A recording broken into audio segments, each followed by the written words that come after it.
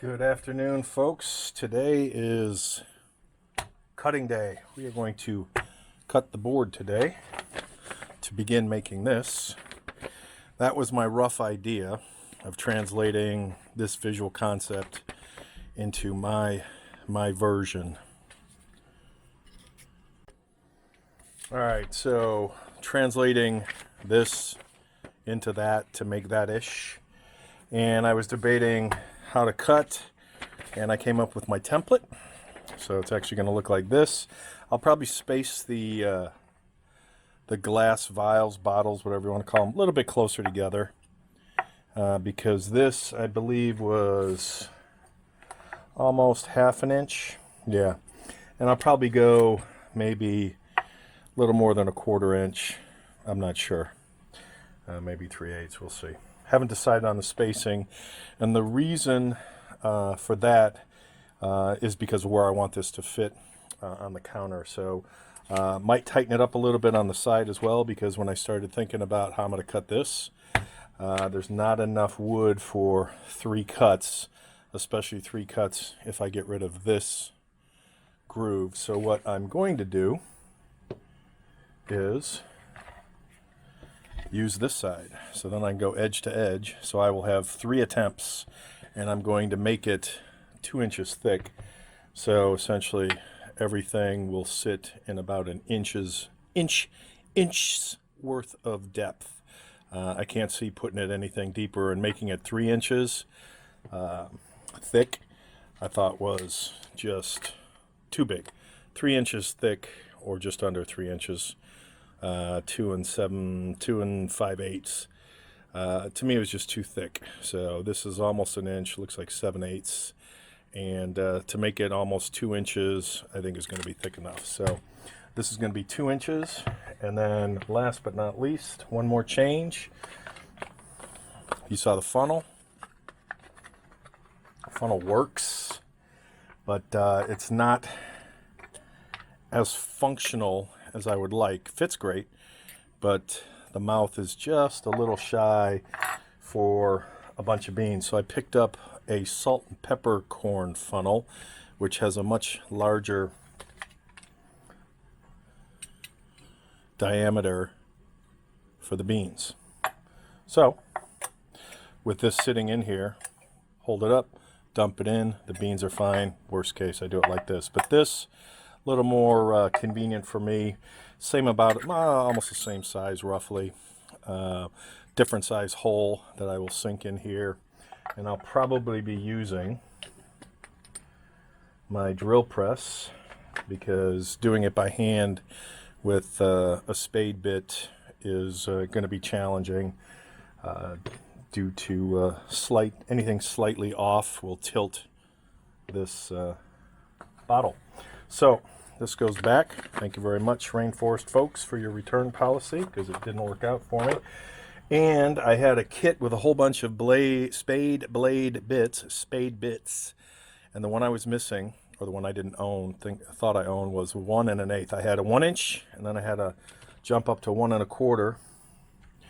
And as Murphy's Law would have it, this is just over an inch, coming in at 1 1/8. So I was about to run to the hardware store when I realized I had these, and when I checked the largest spade bit, voila. So karma is on my side today. All right, let's get to measuring and cutting this. Back in a while. So I'm a fan of keeping all my fingers, so I will not be trying to record this and cut this board on my table saw. I've decided on a width between edge of blade and guide that it'll be 3 3/4 inch wide, which will give me 3 attempts. Or I'll be doing, I'm going to be cutting this side, and I'm going to be cutting that side, and then I'll have leftover in the middle, and that's what I will be then working with. So back when that's done. All right, as you can see, I have my pieces, and all the yard work folks are out. So here's my 2 identical pieces, because I cut from the reverse side, so I took half, the left half and the right half, depending on how you're seeing this. So my right, left.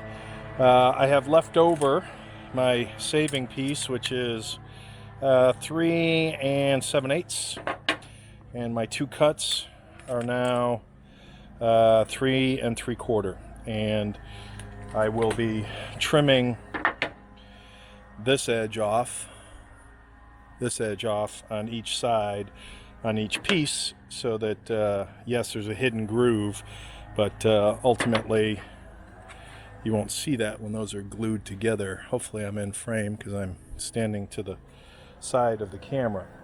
So I hate ripping dense wood, and this is pretty dense wood. It does a job on the blade, and it smells like things are going to catch on fire. It's smoky, but it does a great job. In fact, that blade, it's 166, I can't remember, a lot of teeth, more than a normal blade. I think my normal blades are like 60 some odd teeth, my general purpose blade. But I bought that blade last year for precision cutting when I did the brick room floor, the wooden floor, or the wood floor. I guess wooden's appropriate. So what's funny is, I don't know, I'm trying to decide which piece is going to be the top, and this is a beautiful grain, but it's kind of boring. And this is as beautiful, but I'll call this a not an inclusion, just, you know, some stuff. But because I'll be cutting, I think I'll be about that long. In fact, let me get my paper.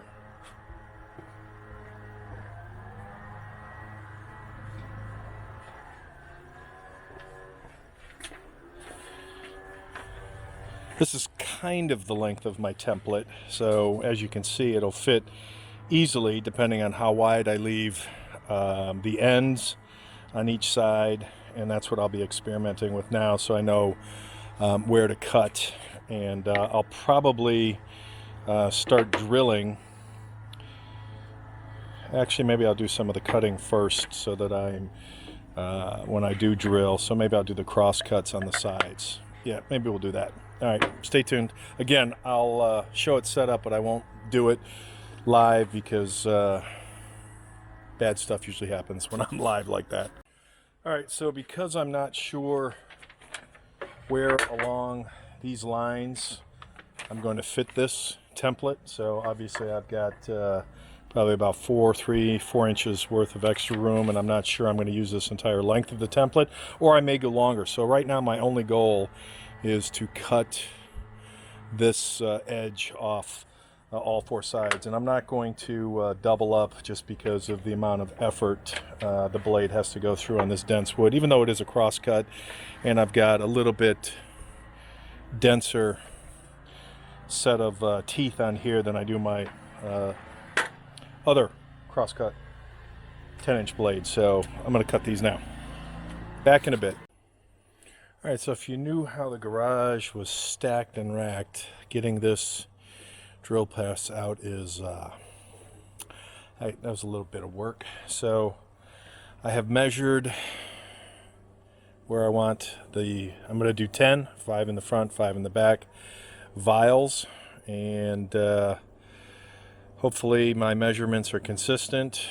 I busted out the calipers for this, didn't want to trust the tape measure, and because of the precision drilling and trying to stay vertical, I am going to use the drill press. So what I will do first is a pilot hole in each hole so that it goes all the way through, so that I can then flip it and do a pilot hole for the blade on the bottom so it doesn't chunk up the wood so much, a pre-pilot. So we'll see how that works back when that's done. And obviously I'm going to go shorter than this length of wood, but I decided not to do any punches for my brushes or my funnel because I would be so focused on the 1 1/8 inch blade bit that I didn't want to just keep going into motion. So I only have my guide holes for the 10 vials. Back in a while. All right, it's late in the day. I'm beat. It's been a holy day for sure. So let me demonstrate this piece first because it's the most destructive, longest, and it'll get in the way. That will be my handle that I will bend, and that's the other side of it. And I will thread this, and I countersunk a hole here and here so the nut will lock onto this so that when I glue these, this will forever be joined into that beast. I'm going to assume all the glass bottles are the same size so that I shouldn't have to test all 10 bottles. I tried to get a snug fit. It's not glued down, so this moves around a little bit. My brush,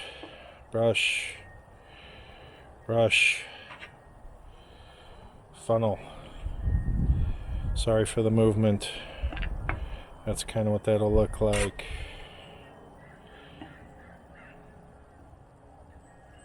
And this will be a polished, actually, you know what, I'm not sure. I will definitely clean it, polish it, and then maybe sandblast it, bead blast it to give it a stainless finish, a satin finish. I think that's the route I'm going to go. I don't know yet. Maybe polish, but that is it. I will then glue these. I'll probably cut to the length I want to cut, then glue, and then worry about final cuts on each end. It's not going to be this long, but that's essentially it. I think it came out quite nice. Again, all things considered, a bit of a challenge to say the least. So that's where things stand right now.